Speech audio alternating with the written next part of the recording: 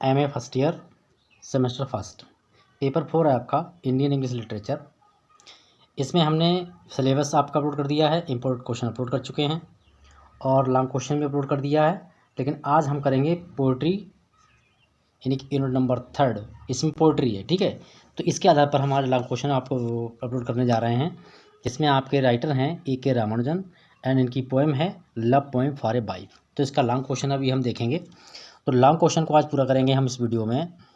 अपने दोस्तों में अधिक से अधिक शेयर कीजिएगा इस वीडियो को, जिससे कि लोग जुड़ सकें, ठीक है। बाकी प्ले लिस्ट जरूर ओपन कीजिएगा, प्ले लिस्ट में बहुत कुछ अपलोड हो चुका है। चलिए आगे बढ़ते हैं। अन्य सब्जेक्टों की प्ले लिस्ट बनी हुई है। तो ये हमारा यूनिट, क्योंकि इसमें कुल 6 यूनिट हैं तो 6 यूनिट हमारी पूरी हो जाएंगी। तो देखिए क्वेश्चन आपका है, write a critical appreciation of Sarojini Naidu to a, ठीक है, टू ए क्या है ये, बुद्धा सीटेड ऑन लोटस। तो सरोजिनी नायडू का ये इसमें क्रिटिकल एप्रिसिएशन है, इनकी पोएम है to a Buddha seated on a lotus, यानी कि बुद्ध का कमल पर बैठना या आसन। तो यहाँ देख लेते हैं, लिखा है इंट्रोडक्शन सबसे पहले आप डालेंगे, क्योंकि समय कम था इसलिए मैंने इसको बना दिया, नहीं तो मैं आपको PDF द्वारा दे देता। PDF किसी को चाहिए तो मिल जाएगी। और क्वेश्चन आपका है Sarojini Naidu famous poem Buddha to Buddha seated on the lotus was published in the collection the golden threshold in 1905। इनका एक कलेक्शन है द गोल्डन थ्रेशोल्ड 1905, इसके अंतर्गत ये पोएम पब्लिश हुई है। Arthur Symons had published the book, और इस बुक को ऑर्थर साइमन ने जो है इसको पब्लिश किया है। The book included the poem of 2 periods, इसमें 2 पीरियड के, 2 समय के प्रकार, 2 समय के अनुसार यहाँ पे बुकें मतलब कलेक्ट की गई हैं, जिसमें से क्या है 1896 1896 एंड 1904, यानी कि 1896 से लेके 1904 तक की इसमें जो बुक्स हैं, जो पोएम्स हैं वो कंक्लूड की गई हैं। It is a physical poem, ये एक फिजिकल फिलोसफिकल पोएम है, दार्शनिक शास्त्र पर आधारित है ये।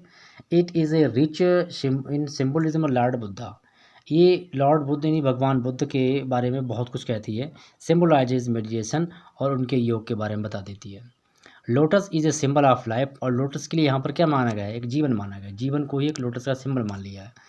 Lord Buddha is a universally recognised as the symbol of truth, और लॉर्ड बुद्धा के लिए पूरे विश्व में, संसार में किस नाम जाना जाता है, ट्रुथ, सच्चाई, शांति एंड ट्रांसक्विलिटी, यानी कि सत्य, अहिंसा और शांति के नाम से जो है भगवान बुद्ध को जाना जाता है। In this poem Sarojini Naidu describe A popular pose of Lord Buddha, और इस पोएम में जो सरोजिनी नायडू हैं वो बहुत ही एक भगवान लॉर्ड बुद्ध के जीवन का एक प्रसिद्ध पोज बताती हैं, उसके बारे में एक्सप्लेन करती हैं। तो चलिए अब देखते हैं क्या है इसमें। तो यहाँ लिखा हुआ है, he is seated on his lotus throne, जब वो अपने कमल के सिंहासन पर बैठते हैं, with praying eyes and hands, जिससे वो अपनी आंखों और हाथों से प्रे करते हैं, प्रार्थना करते हैं। लिखा लॉर्ड बुद्धा, नेक्स्ट पॉइंट हमारा है Lord Buddha's mastic delight, Lord Buddha का एक रहस्यमयी आनंद है। क्या आनंद होता है, the poet is mark mastic delight on his face, ये उनके चेहरे पर रहस्यमयी चमक दिखाई देती है, एक मुस्कुराहट दिखाई देती है।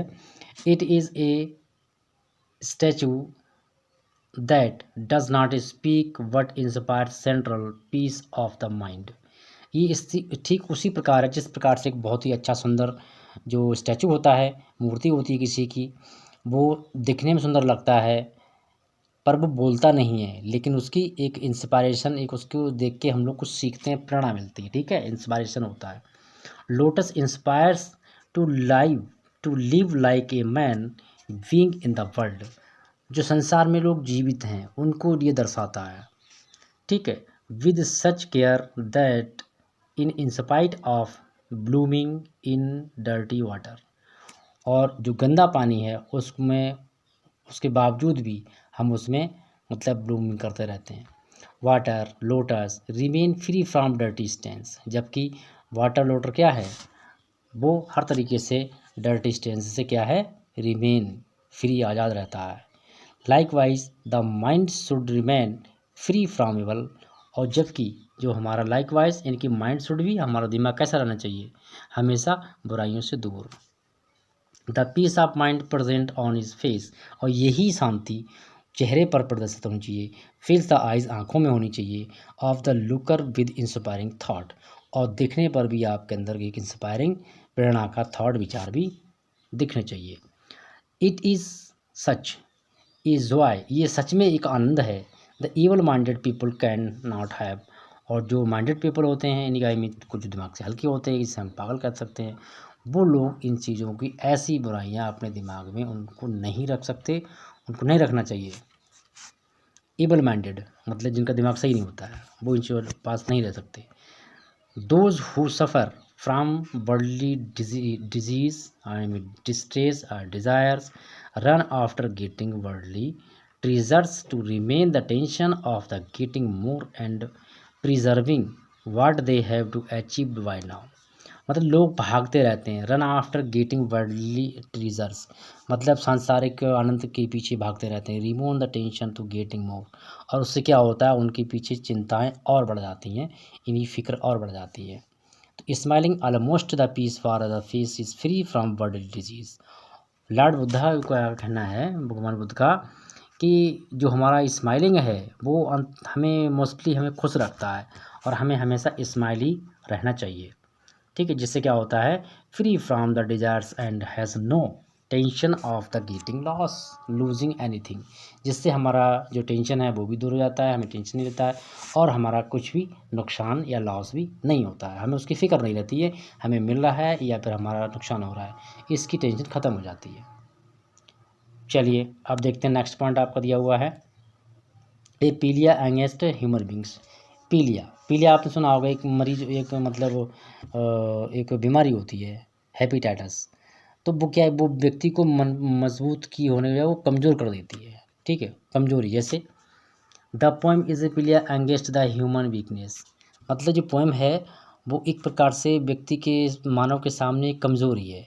Human mind suffers from the wandering desires, हमारा दिमाग जो होता है, मानव का दिमाग क्या करता है, वंडरिंग करता रहता है, घूमता रहता है, सफ़र कष्ट झेलता है।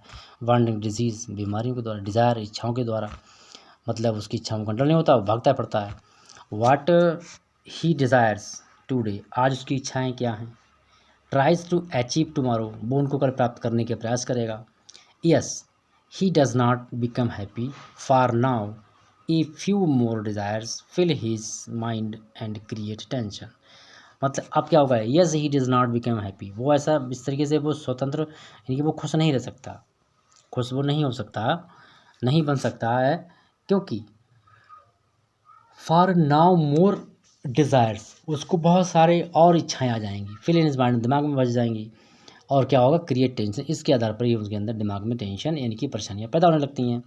It is worldly wind of changing desires that for ever blows across the noise of our ways, और इस प्रकार के संसार के में जो बदलाव आते हैं डिज़ायर इच्छाओं का दर पर, for the ever blows across noise, जिसके द्वारा अक्सर हम शोरगुल में रहते हैं, आवर वेज, हमारे मार्ग चलते रहते हैं।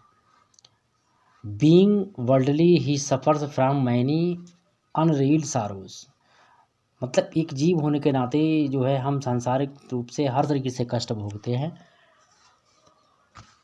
If present is well is thinks of tomorrow's unborn gift and remembers to sorrow of study.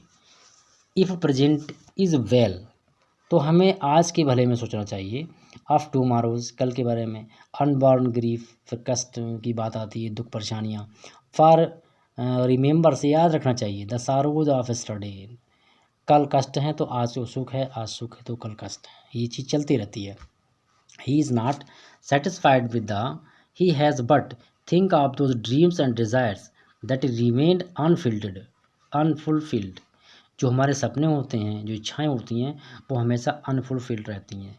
Inspired of doing greater strike, इसके बावजूद भी हम अपने कार्य को महान रूप से मेहनत से करते रहते हैं।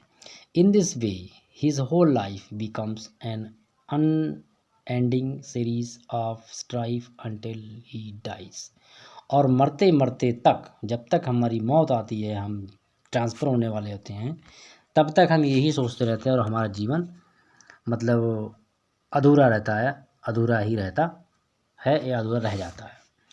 तो यहाँ पे लाइन है, dream yield to dream, strife follows strife and death unweaves of life. जो जीवन रूपी जो तरंगे हैं, जो धाराएं हैं, जो लहरें हैं, हम सब उसमें फंसे रहते हैं।